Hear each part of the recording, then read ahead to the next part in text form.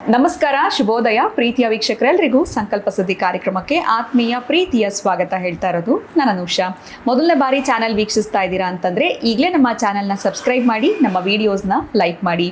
ಏನು ಕಾರ್ಯಕ್ರಮ ವೀಕ್ಷಿಸ್ತಾ ಇರುವ ವೀಕ್ಷಕರಿಗೆ ಕಾರ್ಮಿಕರ ದಿನಾಚರಣೆಯ ಶುಭಾಶಯಗಳನ್ನ ತಿಳಿಸ್ತಾ ಇವತ್ತಿನ ಕಾರ್ಯಕ್ರಮನ ಪ್ರಾರಂಭ ಮಾಡ್ತಾ ಇದ್ದೀನಿ. ಏನು ಕಾರ್ಯಕ್ರಮದಲ್ಲಿ ನಮ್ಮ ಜೊತೆಲಿದ್ದಾರೆ ಸ್ಪಿರಿಚುವಲ್ ಗುರು ಡಾಕ್ಟರ್ ವಿಷ್ಣುದತ್ತ ಗುರುಜಿಯವರು.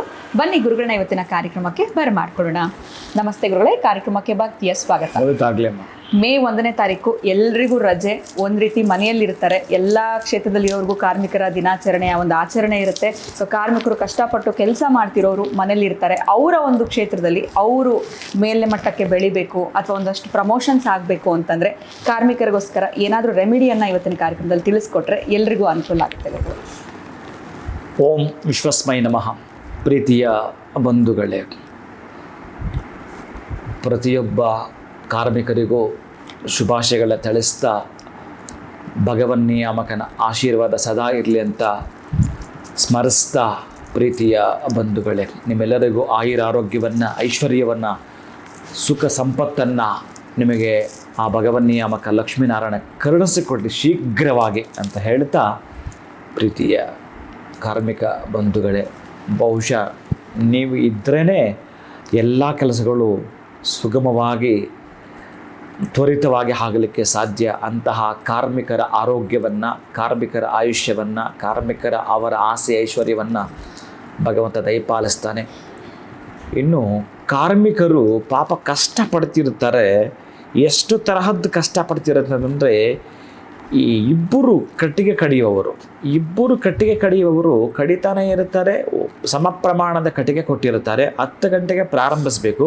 5 ಗಂಟೆಗೆ ಯಾರು ಹೆಚ್ಚಿಗೆ ಕಟ್ಟಿಗೆಯನ್ನು ಕಡಿದಿರ್ತಾರೋ ಅವರಿಗೆ ಬಹುಮಾನ ಅಂತ ರಾಜನಿಂದ ಆಜ್ಞೆ ಆಗುತ್ತೆ. ಇಲ್ಲಿ ಒಬ್ಬಾತ ಸುರೇಶ ಅನ್ನುವವನು ಕಡಿತಾನೆ ಇರ್ತಾನೆ, ವಿಶ್ರಾಂತಿ ಪಡೆದುಕೊಳ್ಳದೆ ರೆಸ್ಟ್ ಇಲ್ಲದೆ ಕಡಿತಾನೆ ಇದ್ದಾನೆ. ಸುರೇಶನು ಇಲ್ಲಿ ರಮೇಶ್ ಅನ್ನುವವನು ರೆಸ್ಟ್ ತಗೊಳ್ತಾ ಇದ್ದಾನೆ 10 ನಿಮಿಷಕ್ಕೊಂದ್ಸಲ. ಜೊತೆಗೆ ತಿಂಡಿ ತಿಂದ, ಮಧ್ಯಾಹ್ನ ಊಟ ಮುಗಿಸ್ದ. ಪಾಪ ಅವನು ಸುರೇಶ್ ಅನ್ನುವವನು ತಿಂಡಿಯೂ ಇಲ್ಲ, ಊಟವೂ ಇಲ್ಲ, ಕಡಿತಾನೆ ಇದ್ದಾನೆ. ಯಾಕೆಂದರೆ ಅವನು ಬಹುಮಾನ ಪಡ್ಕೊಳ್ಬೇಕು ರಾಜನಿಂದ. ಅದೊಂದು ತಲೆಯಲ್ಲಿ ಹಾಕ್ಕೊಂಡಿದ್ದ. ಮಾಡ್ತಾನೆ ಇದ್ದಾನೆ. ಕೊನೆಗೆ 5 ಗಂಟೆ ಆಯಿತು. ರಾಜ ಬಂದರು, ಎಲ್ಲರೂ ಬಂದರು. ಯಾರ್ದು ಕಟ್ಟಿಗೆ ಜಾಸ್ತಿ ಇದೆಯೋ ನೋಡೋಣ ಅಂತ ಎಲ್ಲ ಕಡೆ ತೂಕ ಹಾಕಿದ್ರೆ, ಈಗ ಸುರೇಶನವನು ಕಡಿತಾನೆ ಇದ್ದಲ್ಲ, ವಿಶ್ರಾಂತಿ ತಗೊಳ್ಳದೆ ಮಾಡ್ತಾ ಇದ್ನಲ್ಲ, ಆ ಒಂದು ಕಡಿಮೆ ಇತ್ತು. ಇವನು ವಿಶ್ರಾಂತಿ ತಗೊಂಡು ಮಾಡ್ತಾ ಇದ್ನಲ್ಲ, ಈ ಒಂದು ಕಟ್ಟಿಗೆ ಜಾಸ್ತಿ ಇತ್ತು.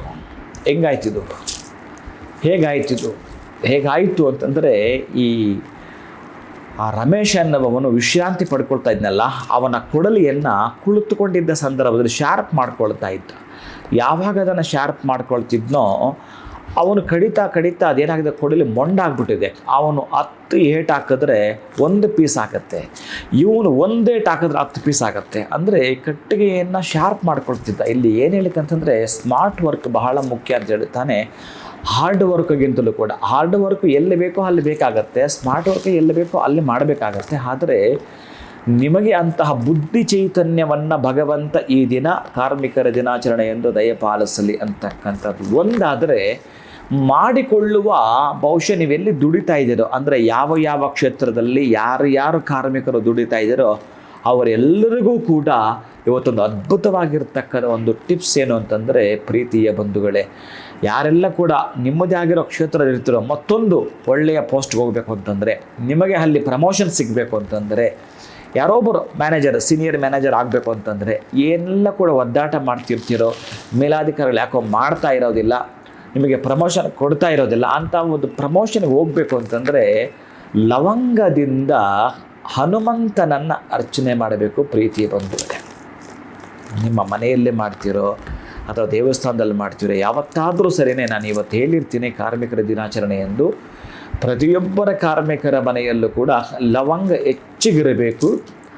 ನೀವೇನಾದರೂ 108 ಲವಂಗಳಿಂದ ಓಂ ಹನುಮಾಯ ನಮಃ, ಓಂ ವೀರ ಹನುಮಾಯ ನಮಃ, ಓಂ ವೀರ ಹನುಮಾಯ ನಮಃ, ಓಂ ಮಾರುತಾತ್ಮಜಾಯ ನಮಃ, ಓಂ ಹನುಮತೆ ನಮಃ, ಆ ಹನುಮಂತನ ಅಷ್ಟೋತ್ರ ಹೇಳ್ತಿರೋ, ಅಥವಾ ಒಂದೇ ಒಂದು ಮಂತ್ರ ಓಂ ಹಂ ಹನುಮತೆ ನಮಃ, ಓಂ ಹಂ ಹನುಮತೆ ನಮಃ, ಓಂ ಹಂ ಹನುಮತೆ ನಮಃ ಅಂತ ಮಂತ್ರ ನೀವೇ ಹೇಳಿ ಮನೇಲಿ ಒಂದು ಫೋಟೋ ಇಟ್ಕೊಂಡು ತುಪ್ಪದ ದೀಪ ಹಚ್ಚಿಬಿಟ್ಟು ಲವಂಗದಿಂದ ಹನುಮಂತನಿಗೆ ಏನಾದರೂ ಅರ್ಚನೆ ಮಾಡ್ತೀರ ಅಂತಂದರೆ ಬರೆದಿಟ್ಕೊಳ್ಳಿ. ಎಷ್ಟು ವರ್ಷಗಳಿಂದ ನಿಮಗೆ ಅವರು ಪ್ರಮೋಷನ್ ಕೊಟ್ಟಿರಲ್ವೋ, ಎಷ್ಟು ವರ್ಷಗಳಿಂದ ನಿಮ್ಮನ್ನು ಕಾಡಿಸ್ತಿದ್ದಾರೋ, ಒಟ್ಟಾರೆಯಾಗಿ 108 ದಿನಗಳ ಒಳಗಡೆ ಖಚಿತ ನಿಮಗೆ ಪ್ರಮೋಷನ್ ಸಿಗಲೇಬೇಕು, ಸಿಕ್ಕೇ ಸಿಗುತ್ತದೆ. ಹನುಮಂತ ಚಿರಂಜೀವಿ, ಅವನು ನೋಡುತ್ತಾನೆ ಇರ್ತಾನಂತೆ. ಯಾವುದೋ ಒಂದು ರೂಪದಲ್ಲಿ ನೀವು ಬೇಡಿದ್ದನ್ನು ಅವನು ಇಲ್ಲ ಅನ್ನೋಕ್ಕೆ ಸಾಧ್ಯವೇ ಇಲ್ಲ, ಕೊಟ್ಟೇ ಕೊಡುತ್ತಾನೆ. ಹನುಮಂತ ಒಬ್ಬ ಬಹುಶಃ ಯಾವುದೇ ಕಾರಣಕ್ಕೂ ಇಲ್ಲ ಅನ್ನೋ ಮಾತು ಅವನ ಬಾಯಿಂದ ಬರಲಿಕ್ಕೆ ಸಾಧ್ಯವಿಲ್ಲ. ಒಳ್ಳೆಯದೇ ಆಗಿದ್ದರೆ ಅದು ಅವನು ಕೊಟ್ಟೇ ತೀರುತ್ತಾನೆ. ನಿಮ್ಮ ಸಂಕಲ್ಪ ಅಷ್ಟು ದೃಢವಾಗಿರಬೇಕು, ನಿಮ್ಮ ಶ್ರದ್ಧೆ ಭಕ್ತಿ ಅಷ್ಟು ಪವಿತ್ರವಾಗಿರಬೇಕು ಹನುಮಂತನ ಬಳಿ ಮಾತ್ರ. ಬೇರೆ ಎಲ್ಲ ಕಡೆ ಸ್ವಲ್ಪ ಎಕ್ಸ್ಕ್ಯೂಸ್ ಇದೆ ಹಾಗೋ ಹೀಗೋ. ಹನುಮಂತ ಅಂತಂದರೆ ಅಷ್ಟು ಶ್ರದ್ಧೆ ಭಕ್ತಿಯಿಂದ ನೀವು ಮಾಡ್ತೀನಿ ಅಂತಂದರೆ ಪ್ರೀತಿಯ ಬಂಧುಗಳೇ, ನಿಮ್ಮೆಲ್ಲರೂ ಕೂಡ ಆಯುರ ಆರೋಗ್ಯ ಐಶ್ವರ್ಯವನ್ನು ಕರುಣಿಸ್ಕೊಡ್ಲಿ. ಪ್ರೀತಿಯ ಕಾರ್ಮಿಕ ಬಂಧುಗಳೇ, ಏನು ನಾನು ಹೇಳ್ತೀನಿ ಅಂತಂದರೆ, ಏನೋ ಒಂದು ಮಾತಿದೆ, ಕೂತು ತುಕ್ಕು ಹಿಡಿಯುವುದಕ್ಕಿಂತ ದುಡಿದು ಸವಿಯುವುದು ಲೇಸು ಅಂತಾರಲ್ಲ. ಕಬ್ಬಿಣ ಒಂದೇ ಕಡೆ ಇದ್ದರೆ ಏನಾಗುತ್ತೆ, ತುಕ್ಕು ಹಿಡಿದು ಬಿಡುತ್ತೆ. ಏನಾದರೂ ಉಪಯೋಗ ಮಾಡ್ಕೊಳ್ಬೇಕು, ಅದೆಲ್ಲದೊಂದು ಕಡೆ ಉಪಯೋಗಕ್ಕೆ ಬರಬೇಕು, ಆವಾಗ ಅದು ಕರೆಕ್ಟಾಗಿರುತ್ತೆ ಅನ್ನೋ ಮಾತಿದೆ. ಅದಕ್ಕಾಗಿ ಯಾರೆಲ್ಲ ಕೂಡ ದುಡಿತಾ ಇರ್ತಾರೋ, ಅಂತಹ ದುಡಿಮೆಯಿಂದ ಬಂಗಾರದ ಬದುಕನ್ನು ಕಟ್ಕೊಂಡಿರ್ತಾರೋ ಅವರೆಲ್ಲರಿಗೂ ಕೂಡ ಒಳ್ಳೆಯದಾಗಲಿ. ಖಂಡಿತ ಗುರುಗಳ, ಕಾರ್ಮಿಕರಿಗೆ ಇರುವಂಥ ಈ ದಿನ ಸೊ ಅವರಿಗೆ ಅನುಕೂಲ ಆಗುವಂಥ ಒಂದು ರೆಮಿಡಿಯನ್ನೇ ತಿಳಿಸ್ಕೊಟ್ರಿ. ಲವಂಗದಿಂದ ಹನುಮಂತನಿಗೆ ಯಾವ ರೀತಿ ಅರ್ಚನೆ ಮಾಡಬೇಕು, ಮಾಡೋದ್ರಿಂದ ಅವ್ರದ್ದೇ ಫೀಲ್ಡಲ್ಲಿ ಪ್ರಮೋಷನ್ಸ್ ಆಗುವಂಥದ್ದು. ಎಷ್ಟೋ ದಿನಗಳಿಂದ ಕಾಯ್ತಾ ಇರ್ತಾರೆ, ಆದರೆ ಇದನ್ನು ಮಾಡಿದ್ಮೇಲೆ ಶೀಘ್ರವಾಗಿ ಅವ್ರಿಗೆ ಫಲಿಸುವಂಥದ್ದು ಸಾಧ್ಯ ಆಗುತ್ತೆ ಅನ್ನೋದ್ರ ಬಗ್ಗೆ ತಿಳಿಸ್ಕೊಟ್ಟಿದ್ದೀರಾ. ಧನ್ಯವಾದಗಳು, ನಮಸ್ಕಾರ. ಹರೇ ಶ್ರೀನಿವಾಸ. ಸೊ ಲೈಫಲ್ಲಿ ಕೆಲಸ ಮಾಡಿ ಪ್ರಮೋಷನ್ಗೋಸ್ಕರ ವೆಯ್ಟ್ ಮಾಡ್ತಾ ಇದ್ದೀವಿ, ಯಾವಾಗ ಸಿಗುತ್ತೋ ಅಂತ ಯೋಚನೆ ಮಾಡ್ತಿರೋರಿಗೆ ಖಂಡಿತವಾಗ್ಲೂ ಗುರುಗಳು ಈಗಷ್ಟೇ ತಿಳಿಸಿರುವಂಥ ಈ ರೆಮಿಡಿಯನ್ನು ಫಾಲೋ ಮಾಡಿ. ನಮಸ್ಕಾರ.